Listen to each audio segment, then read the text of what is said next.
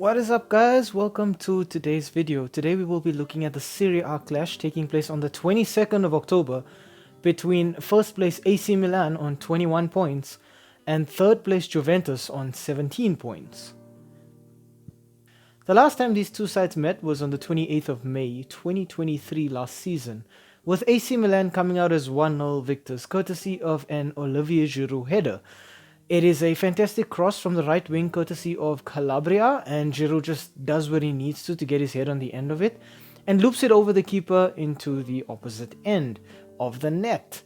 It is a very classy goal, typical of what Giroud brings to your team as the perfect, I would say, number 9.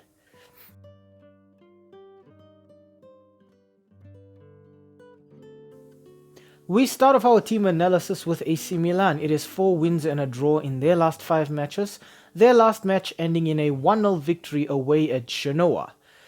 Milan have had a really good start to the season so far, obviously with them leading the log.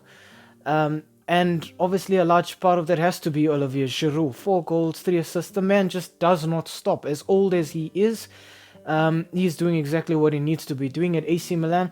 And they can credit him for a lot of their success so far this season, and for a lot of the success that they enjoyed last season.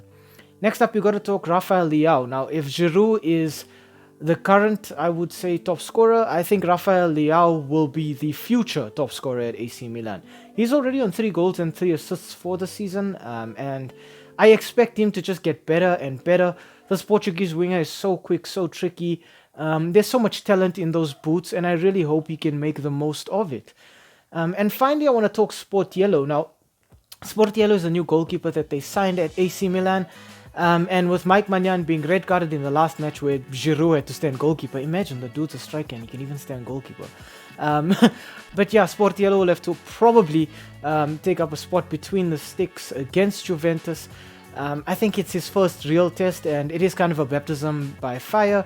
But I think he's gonna have to pull out his best against the old lady.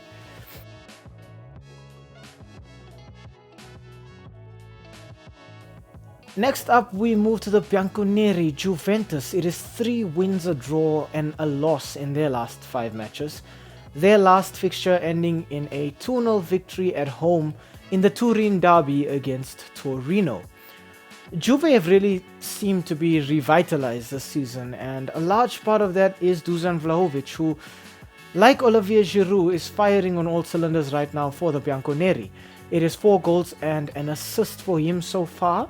I think Vlahovic maybe didn't hit the heights that was expected of him last season, but he seems to have started off quickly and started off early this season. You also got to remember that Juve are not in any European competition, so there's not much pressure. But it gives a player like Vlahovic the opportunity to kind of stamp his mark and you know, get things going early on in the season. Next up, I want to talk Adrien Rabiot. Now, I would have expected Rabiot to have moved away from Juventus, but he has not. He's chosen to stay, and he so far has 2 assists and a single goal for them. Rabiot is going to be very important, dictating things in the middle of midfield, alongside his partner, who will be our 3rd player here, Locatelli. Locatelli plays a more holding midfield role. He's going to have his hands very full, dealing with a very dynamic Rossoneri squad that loves to get at you. And between Locatelli, Rabiot, and the rest of Juve's midfield, they're going to have to try and keep things tight in there, but make sure that they're not too centralized, because then they will be exposed out on the wings.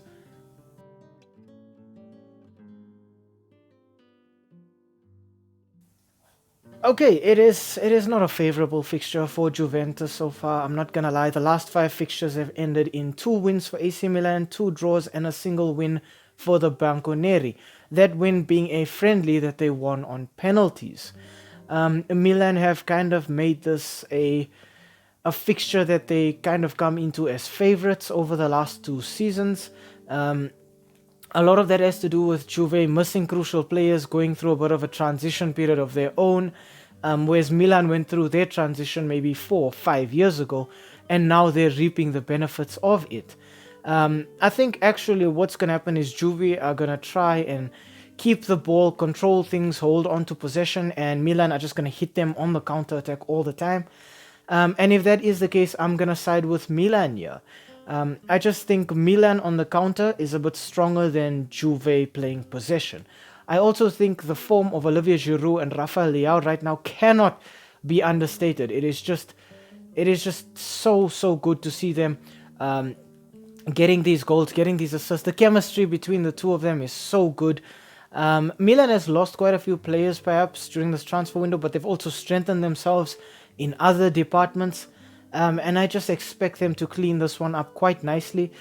Probably 1-0 or maybe even 2-0, but I think Milan will do the business here. I think Juve might get a goal because I have not seen Sport Yellow in action yet for the Rossoneri. But I just think that obviously Milan playing this one at home, Juve kind of finding themselves despite the fact that they're third, and then obviously Milan being unbeaten so far in the league this season. I think it's looking very, very good for Milan so far.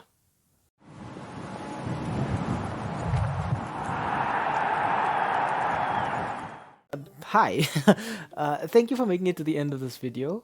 We really appreciate the watch time and the fact that you took some time out of your day to spend it with us talking about the sport that we all love. If you enjoyed the content, why not, drop a like down below or comment in the comment section. Maybe even consider subscribing to the channel. And I mean, while you are here right now, have a look at some of our old videos too. They should be appearing on the screen right now, along with that subscribe button. So you know exactly what to do. Thank you so much. It really helps with the YouTube algorithm. And have a great day out there. And we hope to see you again very, very soon. Thanks. Stay safe.